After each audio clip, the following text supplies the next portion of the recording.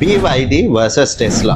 ඔයාලත් මේ වෙද්දී ඕන තරම් මේවා ගැන අහලා කියවලා කතා කරලා EV ඉන්ඩස්ට්‍රි එක ගත්තොත් පළවෙනියටම වැඩේට බැහැලා ලොකු නමක් හදාගන්න සමත් වුණු කම්පැනි එක තමයි ඊලොන් මස්ක්ගේ ටෙස්ලා කම්පැනි එක. හැබැයි මේ වෙද්දී ටෙස්ලා වලට අමතරව තවත් කෙනෙක් EV ඉන්ඩස්ට්‍රි එකට ඇවිල්ලා ඉන්නවා.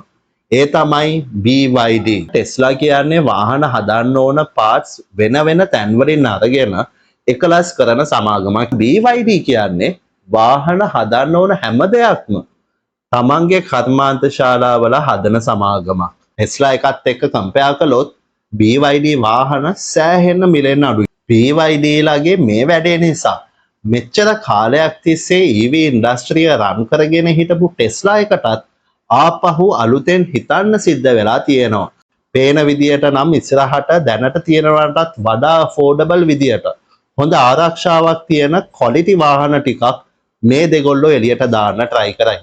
ටෙස්ලා BYD සටන අනාගතයේ අපි පාරේ දකින වාහනවලට අපි ගන්න හිතන්න ඉන්න වාහනවලට මොන වගේ වෙනසක් කරයිද කියලා අපි තවත් එක් අන්තරාවලෝකනයකින් හමු වෙමු.